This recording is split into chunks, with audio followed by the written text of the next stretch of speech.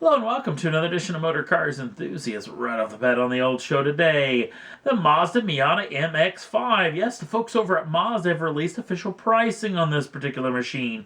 At least here in the U.S. market, this vehicle will start off at $25,735 US dollars. And again, that's a starting price, so if you get extra options or get special edition packages, obviously it costs you a tad bit more, but at least you know just what exactly it's going to put the dent in your checkbook. Next up on the list, the folks over at Ford were doing a little ride and drive deal, the local race circuit. One of the engineers let off a ton of cool information about the brand new Shelby GT350 Mustang.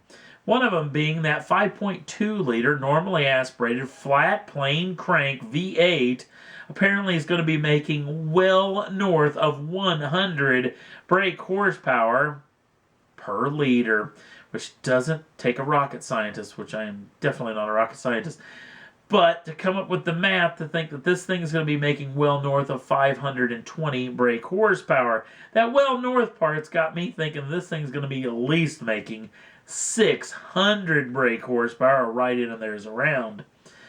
Another thing he let out about it is apparently that 5.2 liter normally aspirated V8 is going to have a red line of 8,250 RPMs, which is kind of mind-boggling to me. It's going to be able to turn that many Rs. And in the greatest situation you could ever hope for, he's also claiming, the same engineer, that this car will all cost right around 50,000 US dollars, which means this thing's going to be dang near the deal of the century, so cannot wait to hear official information. Again, this is a lot of rumor talk, some engineer talking at a live event. We'll have to wait and see if any of this stuff's going to be true. A vehicle that debuted at the New York Auto Show is Cadillac's brand new flagship machine called the CT6. Now this thing's got a special little treat in its back pocket that we'll get to in a tad bit, but let's talk about the power plants that'll be powering this brand new luxury sedan. It comes standard with a 2-liter turbocharged 4-cylinder making 265 brake horsepower. You can up it to a normally aspirated 3.6-liter V6 that's making 335 brake horsepower. Or you can up it all the way up to the Mac Daddy, or at least until the V version, if there ever will be, of this machine, which is a twin turbocharged 3.6-liter V6 making 400 brake horsepower and 400 pounds-feet of torque. Now all this power is going to be shifted through an 8-speed automatic transmission. Now let's get back to that little piece I was talking about before, because Cadillac is claiming that this sedan, which is going to be somewhere between the 5 Series and 7 Series from BMW, so by no means, shape, or form is this going to be a small car, is going to weigh less than 3,700 pounds.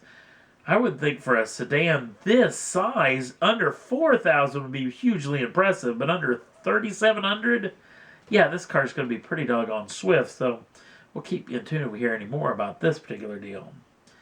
Porsche, also at the New York Auto Show, took off the wraps of the brand new, or you could say the 2.0 version, of the Boxster Spyder. Remember the Spyder from back in the last generation of Boxster?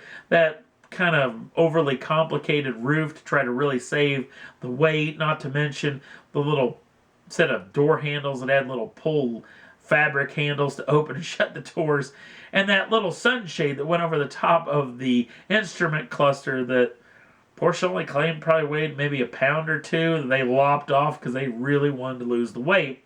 Apparently in this generation of the Boxster program, they didn't do any of that. But you'll really see in this next photograph, because, yeah, that kind of funky looking top, like the harken back to the old Spyder, is electric power. And it folds down in underneath a big panel. So, that being said, it's still a pretty neat piece of kit. And it obviously is going to get a little help, because it's going to get the Carrera, 911 Carrera, 3.8 liter flat 6, making 375 brake horsepower, 310 pound-feet of torque. Now, even though I poked a little fun at this deal, now we're going to get to this thing shining light. This vehicle will be manual transmission only. Yes, it gets a 6-speed manual. in a day when this doesn't happen very much anymore, it will have 3 pedals in the footwell. We talked last particular program about the brand new Lincoln Continental, and bam, here it is. This is the new Continental concept. Now, apparently, this is not that much of a concept because Lincoln's claiming that this time next year, this vehicle will be going into production and going on sale. Now, we're going to hit some of the highlights of what I thought was pretty cool about this particular machine, but let's maybe hit a low light because on Facebook, the head of Bentley's design program really threw a hissy fit and claimed that this is a direct knockoff of the Bentley Flying Spur. I guess if you squint your eyes a little bit, you may be able to see that, but I don't know. It's kind of weird. The folks over at Lincoln are kind of pushing themselves away from this particular deal. You're like, you know what? We're not going to get involved in this particular argument, but if they want to claim this is a knockoff, they can go right ahead. Now let's get back to this machine. I didn't really care for this thing, but if you get to see it in video form, especially even just on the turntable at the New York Auto Show, sucker doesn't look too bad. Now let's get to some of the cool stuff, and the cool stuff starts right up front. Notice the center logo on this machine. Yes, it's going to light up. Now, of course, I bet the folks over at NITS aren't going to allow that to happen. But look at the up and down little slats that are inside of the headlights. Those are all Lincoln emblems, which I just thought was super cool about this. Now let's look at this piece of resistance that comes with this particular machine, and it's this interior, which kind of, to my eye, harkens back to maybe an 80s look a little bit. That being said, the folks over at online.tv are representing that this vehicle's seats alone hold 50 different U.S. patents, which means they're pretty doggone special indeed. Not to mention, you look at the rear seats of this vehicle.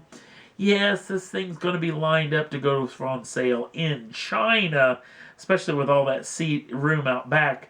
For you don't want to as much drive this car, but you want to be driven in this car. So it's a pretty slick piece, and like I said, it's going to be coming to showrooms very quickly, so we'll have a whole lot more news coming soon. And last up on the list, another little tidbit from the folks over at Top Gear. Yes, we talked all about the whole brouhaha that happened over the past several weeks.